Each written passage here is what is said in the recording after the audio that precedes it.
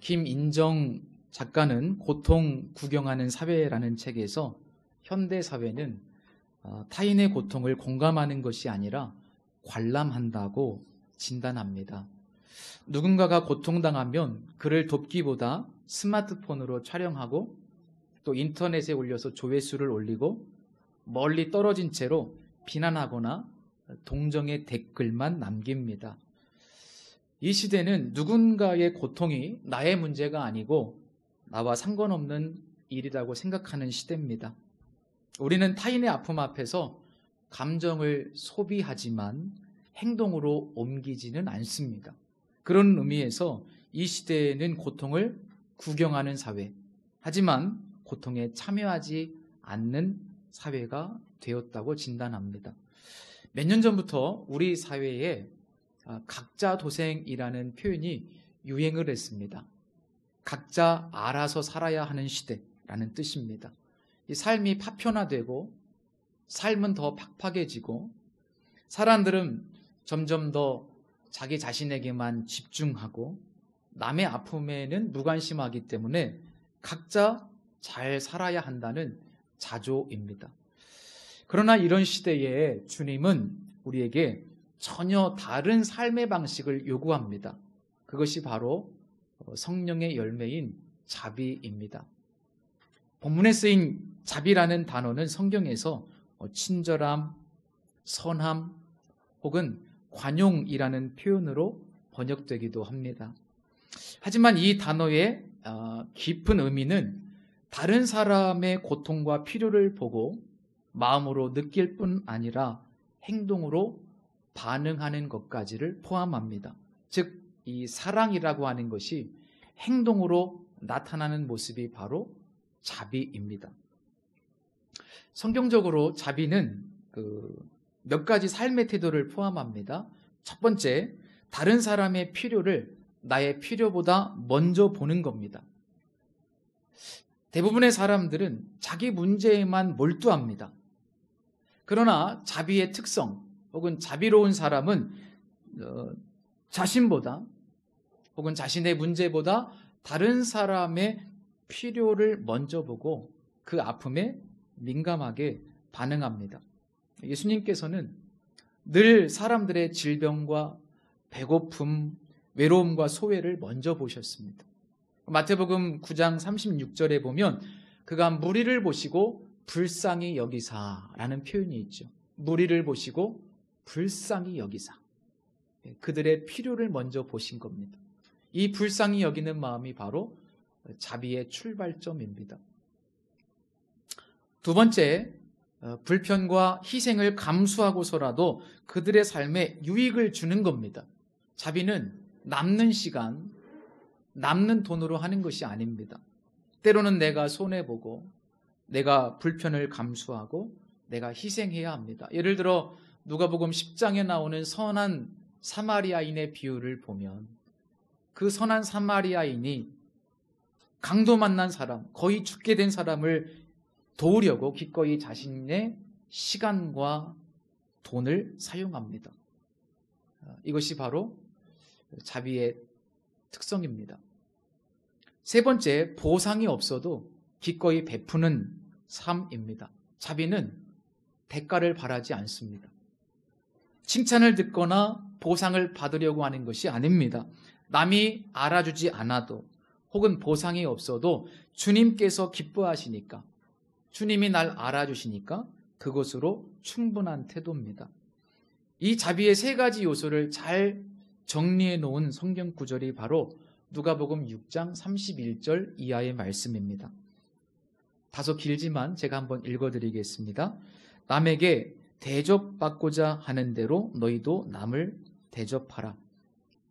너희가 만일 너희를 사랑하는 자만을 사랑하면 칭찬받을 것이 무엇이냐? 죄인들도 사랑하는 자는 사랑하느니라.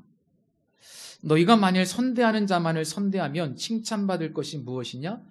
죄인들도 이렇게 하느니라.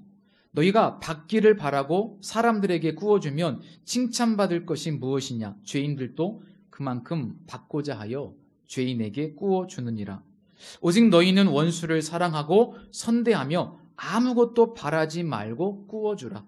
그리하면 너희 상이 클 것이요 또 지극히 높으신 이의 아들이 되리니 그는 은혜를 모르는 자와 악한 자에게도 인자하시느니라. 너희 아버지의 자비로우심 같이 너희도 자비로운 자가 되라. 특별히 구약 성경에서 이 자비를 의미하는 히브리어 단어는 잘 아시는 헤세드라는 단어를 씁니다. 우리말 성경에는 주로 인자하심, 인애 혹은 충성이라는 표현으로 번역됩니다. 구약에서 헤세드의 극치를 보여주는 성경이 바로 룻기서의 이야기입니다. 사사시대를 배경으로 하는 룻기서는 나오미의 비극으로부터 이야기가 시작되지요. 흉년으로 인해서 이방 땅 모압으로 이민 간 엘리멜렉과 나오미는 큰 불행을 겪습니다. 남편 엘리멜렉이 먼저 죽고 또 몇 년의 시간이 지나지 않아서 정말 사랑하는 자식들, 의지의 대상일 수밖에 없는 말론과 기럨 두 아들도 비명 행사합니다. 성경은 그 이유를 밝히지는 않습니다. 우리가 집중할 것은 나오미의 이 현실, 상황, 이 슬픔, 그 슬픔을 우리가 어떻게 이해할 수 있으며 어떻게 말로 표현할 수 있겠습니까? 나오미에게는 오르바와 룻이라는 두 자부들이 있었습니다.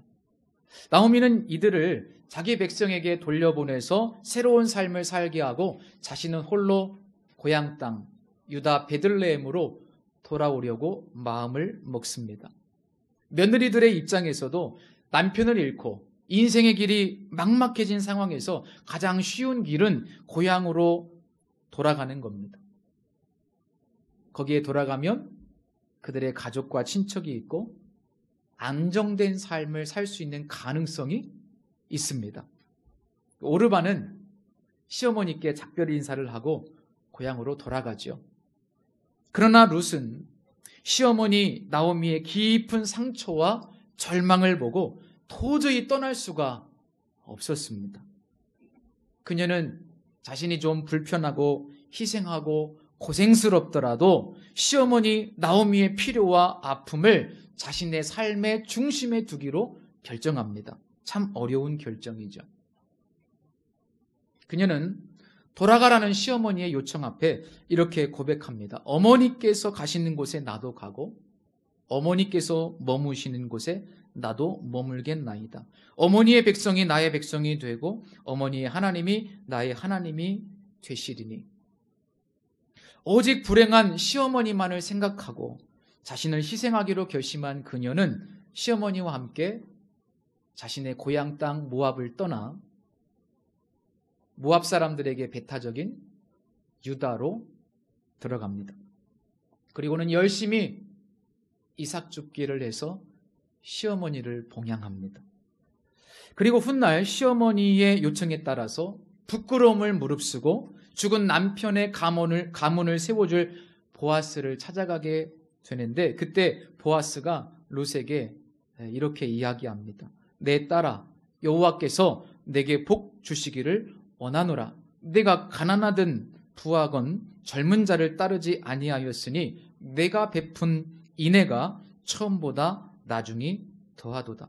여기 인애라는 표현이 바로 헤세드라는 단어인데요. 자비라는 뜻입니다. 내가 베푼 자비가 처음보다 나중이 더하도다 라는 의미인데 룻이 시어머니에게 처음 베푼 자비는 무엇이고 나중에 베푼 자비는 무엇일까? 처음 베푼 자비는 아시다시피 홀로 된 시어머니를 포기하지 않고 그 시어머니를 봉양하기 위해서 자신의 모든 것을 포기하고 심지어 정든 고향까지 떠나서 다른 나라까지 유다까지 넘어온 이 룻의 선택을 의미하고 나중 베푼 자비는 죽은 남편과 시아버지의 가문을 세우기 위해서 그러지 않아도 되는데 시어머니의 말씀에 순종해서 늙은 보아스의 아내가 되기로 한 선택, 그것이 나중 베푼 자비입니다. 이런 룻의 삶에 감동이 되었든지 보아스 역시 시종일관 그녀에게 자비로운 반응을 보입니다. 자신의 밭에서 이삭을 죽게 하고 민망하지 않도록 배려하고 점심도 주고 다른 남자들로부터 위험을 당하지 않도록 보호해주고 마지막에는 엄청난 손해를 무릅쓰고 그녀를 아내로 맞이해서 친족인 엘리멜렉의 가문을 세워줍니다. 자신의 가문을 세우는 것이 아니에요. 여러분, 성경에 그들의 자비로운 삶의 이야기가 기록된 이유는 그들의 자비가 단지 개인적인 선행으로 끝나지 않았기 때문입니다. 훗날 이 룻과 보아스의 가정에서 다윗 왕이 태어나게 되고 그의 가문을 통해서 긴 시간이 흐른 후에 온 인류의 구원자이신 예수 그리스도가 이 땅에 태어나게 됩니다. 한 사람의 자비로운 선택이 한 가정을 살리고 그 가문을 통해서 메시아가 이 땅에 오시고 그분을 통해서 온 인류가 구원받을 수 있는 놀라운 가능성이 열리게 된 겁니다. 결국 이 룻기서의 이야기는 우리 하나님 아버지께서 얼마나 자비로우신 분이신지를 드러냅니다. 하나님께서 자비로우셨기 때문에 우리를 사랑하시고 우리를 구원해 주셨습니다. 사도 바울은 디도서 3장 4절 5절에서 우리 구주 하나님의 자비와 사람 사랑하심이 나타날 때에 우리를 구원하시되 우리가 행한 바 의로운 행위로 말미암지 아니하고 오직 그의 긍휼하심을 따라 하셨나니 라고 선포합니다. 하나님의 구원이 우리에게 주어진 이유가 우리의 어떤 선한 행동이나 우리가 어떤 자격을 갖추었기 때문이 아니라 하나님의 자비하심 때문이라는 겁니다. 우리는 구원받을 만한 자격이 전혀 없는 사람들이었습니다. 우리의 마음은 하나님을 멀리했죠. 우리는 늘 자기중심적인 삶을 살았습니다. 그리고 우리의 행위는 하나님의 기준에 결코 미칠 수가 없습니다. 그러나 하나님은 우리의 죄와 무가치함과 우리가 하나님을 적대하고 하나님을 떠났음에도 불구하고 우리를 외면하지 않으셨습니다. 오히려 우리를 불쌍히 여기셨습니다.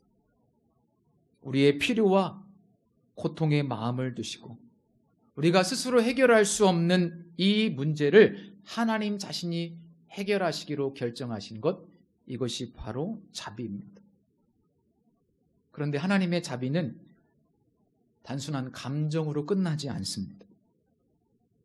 그분의 자비는 사랑하는 아들 예수 그리스도를 이 땅에 보내시는 행동으로 나타났고 예수님은 십자가 위에서 우리의 죄를 대신 짊어지시고 죽으셨습니다.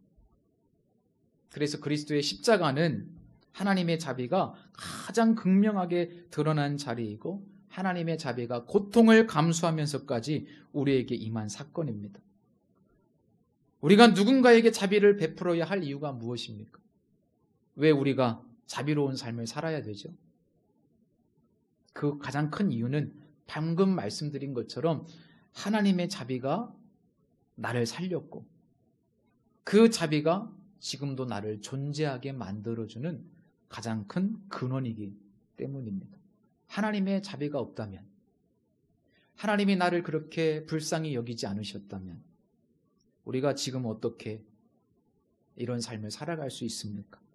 아무 자격 없는 나를 자비롭게 대해주셨기 때문에 우리도 누군가에게 자비를 베풀어야만 합니다. 그리고 그런 삶의 결과는 이 세상에 자비로우신 하나님을 드러낼 수 있고 예수 그리스도를 선포할 수 있고 우리가 하나님의 자녀임을 증명합니다. 아까 읽어드린 말씀, 너희 아버지께서 자비로우신 것 같이 너희도 자비로운 자가 되라. 그 말씀 우리가 기억해 볼 필요가 있습니다. 우리 하나님께서 자비로우시기 때문에 당연히 우리 자녀들도 자비로운 삶을 살아야 된다. 또 하나님 아버지 그 자비로우신 분을 우리가 깊이 경험했기 때문에 그 하나님의 자비를 경험한 자녀들은 마땅히 자비로울 수밖에 없다. 그것이 주님의 말씀입니다. 우리 부모님들은 자식들이 부모를 닮은 모습을 보면 굉장히 기쁘고 자랑스럽지 않습니까? 그것이 하나님 아버지의 똑같은 마음이에요. 우리가 하나님 아버지를 닮은 존재로 일상 속에서 우리 주변에 자비를 실천하는 삶을 살아갈 때 하나님이 그것을 너무나 기뻐하시고 바로 그런 자녀들을 축복하신다는 겁니다. 성령의 열매를 처음 설교할 때 존 스토트 목사님의 아침 기도를 소개했습니다. 그분은 아침마다 짧지만 간결한 기도, 성령의 열매를 구하는 기도를 드린다고 말씀드렸어요. 제가 설교 시간마다 이 성령의 열매 시리즈가 끝날 때까지 이야기를 할 겁니다. 한 주간 동안 기도하셨습니까?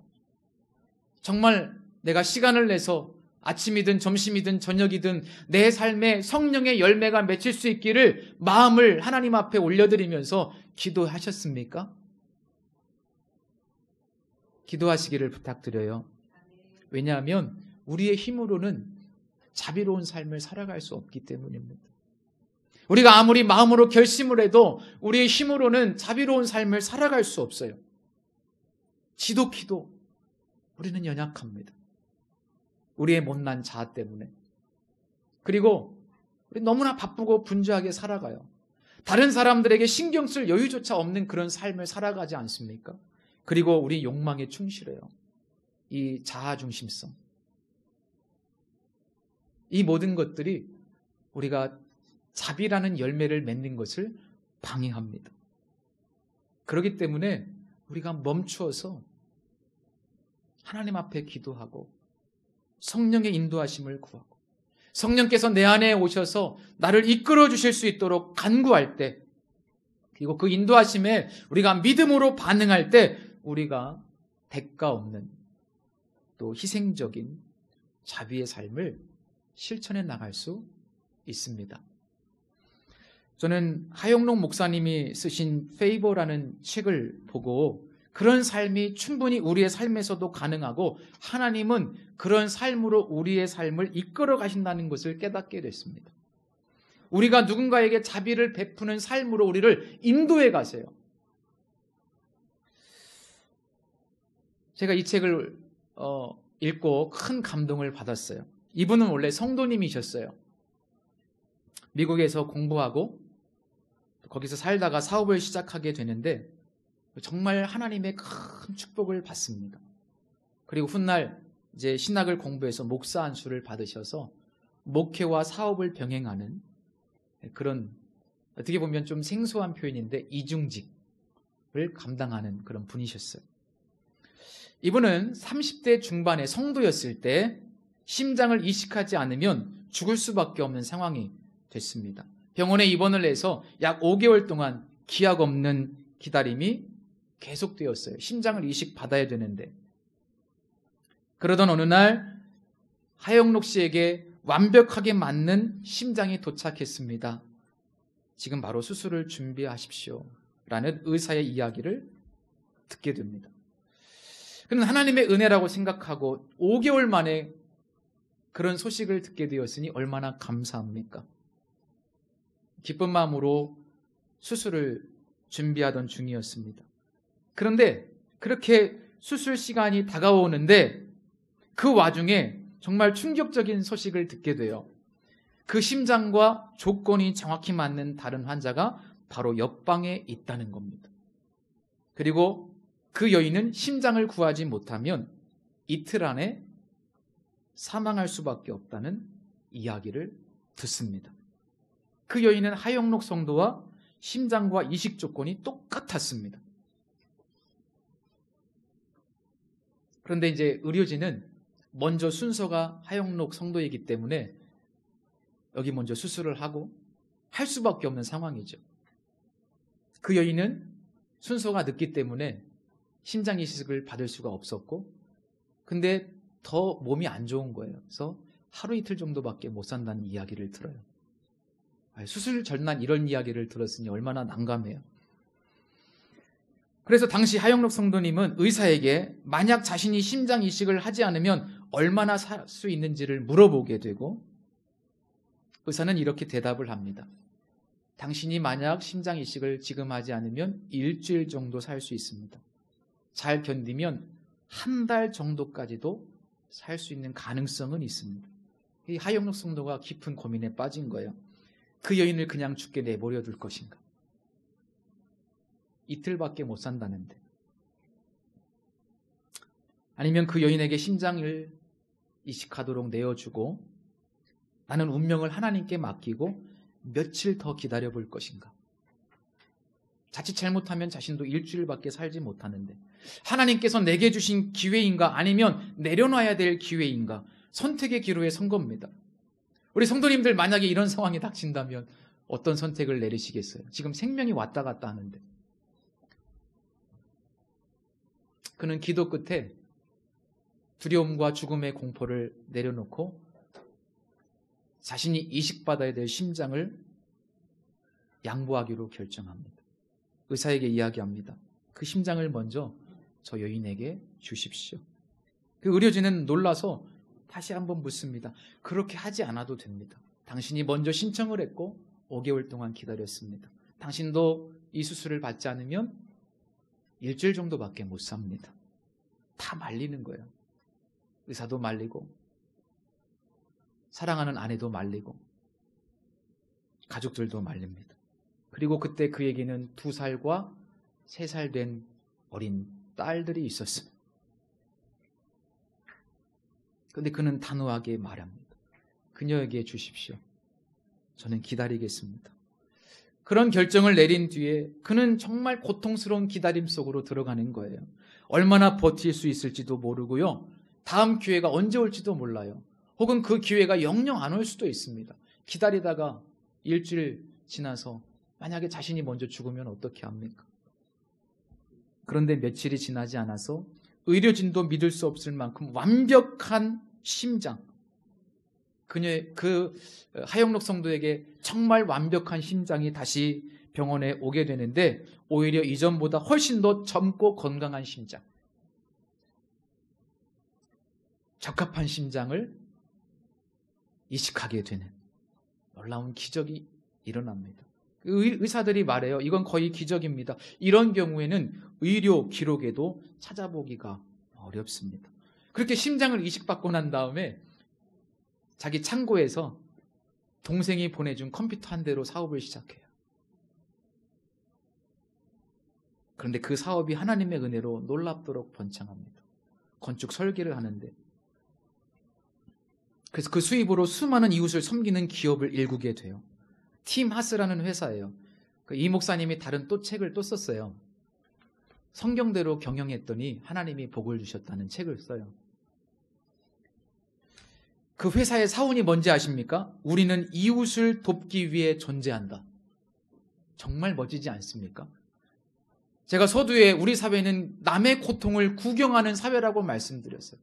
우리 주변에 이렇게 고통스러운 일이 많이 일어나도 우리는 기도 한 번 하지 않습니다. 내가 그들에게 도움의 손길을 주려고 하는 그런 마음조차 갖지 않는 시대를 살아갑니다. 그런데 이분은 회사 자체가, 회사의 사원이 우리는 이웃을 돕기 위해 존재한다는 거예요. 정말 이 시대에 역행하는 회사예요. 이웃을 돕기 위해 회사가 존재한다? 교회도 잘 못하는 일이잖아요. 그런데 어떻게 회사가, 이윤을 추구해야 되는 회사가 어떻게 이웃을 위해 존재합니까? 쉽지 않습니다. 제가 이 책을 읽고 이건 회사가 아니고 교회다, 그런 생각이 들었어요. 원래 그 제도는 심장을 한번 이식받으면 또다시 이식받을 수가 없대요. 심장의 기능이 다하면. 그런데 이분은 그 심장을 다른 사람에게 양보했던 그것이 뭐 특별한 계기가 됐는지 심장을 한 번 더 나중에 이식받아요. 그 기록상에 그것 때문에 한 번 더 심장을 이식받는 축복을 받게 돼서 생명을 더 연장받게 돼요. 굉장히 특별한 은혜를 경험하죠. 그게 페이버라는 책의 의미예요. 페이버, 하나님의 자비, 호의. 그는 이렇게 훗날 고백합니다. 저는 다른 사람에게 양보했지만 하나님께서 더 좋은 것을 준비해 주셨습니다. 하나님의 자비는 나에게 계속되었습니다. 그리고 자비는 희생으로 끝나지 않았습니다. 하나님의 더 큰 은혜가 있습니다. 하나님께서 우리에게 자비를 베풀어 주셨고, 또 하나님은 우리에게 더 놀라운 자비를 예비해 놓으셨다고 저는 믿습니다. 우리가 누군가에게 자비를 베푸는 삶을 살아가길 원하시는 하나님께서는 우리에게 더 큰 자비를 예비해 놓으셨다고 저는 믿어요. 단지 안타까운 것은 우리가 자비를 베풀지 않기 때문에. 하나님이 우리에게 놀라운 축복을 예비해 놓으셨지만 안타깝게도 우리가 이웃을 위해서 자비를 베풀지 않기 때문에, 겨우 나만을 위해서 살아가기 때문에 하나님의 더 크고 놀라운 자비를 우리가 경험하지 못하는 것은 아닌가? 그런 생각을 해보게 됐습니다. 그래서 오늘 우리는 다시 결단해야 합니다. 나의 눈을 들어서 이웃의 필요와 아픔을 볼 것인지, 아니면 계속 나 자신만을 바라볼 것인지. 골로새서 3장 17절과 23절에서 사도 바울은 우리가 무슨 일을 하든지 주 예수의 이름으로 하고 죽게 하듯 하라고 말씀합니다. 저는 이 말씀을 두 가지의 질문으로 우리 성도님들에게 적용하시기를 부탁을 드립니다. 첫 번째 질문, 만약 내가 그리스도라면 저 사람을 위해서 무엇을 할 수 있을까? 이제 올해부터 내 삶의 자리에서 이렇게 질문하십시오.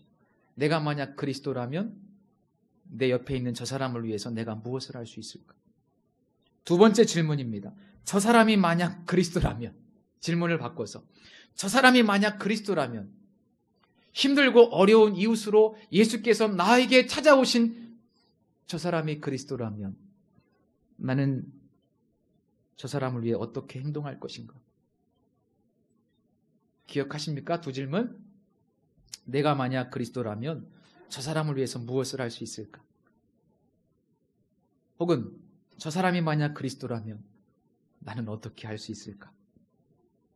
삶의 자리에서 이 두 가지 질문을 늘 염두에 두시고 살아가신다면 우리도 예수님처럼 자비로운 삶을 살 수 있고 우리를 통해서 하나님이 드러나실 거라고 믿습니다. 그리고 하나님이 영광 받으실 수 있다고 믿습니다. 기도하겠습니다. 자비의 왕이신 주님, 이 시간 겸손히 우리의 마음을 주님께 드립니다. 우리 안에서 우리를 이끄셔서 주님처럼 자비의 사람으로 살아갈 수 있도록 은혜를 베풀어 주시옵소서. 지금 우리는 고통을 구경하는 삶에 살고 있습니다. 그러나 하나님께서 우리의 고통을 외면하지 않으시고 사람이 되셔서 십자가를 지셨던 것처럼 우리도 단지 구경꾼이 아니라 고통 속에 들어가 함께하는 자로 살게 하여 주옵소서. 그리하여 우리를 통해 생명의 역사가 일어나고 그리스도의 향기가 퍼져나가게 하여 주시옵소서. 예수 그리스도의 이름으로 기도드립니다. 아멘.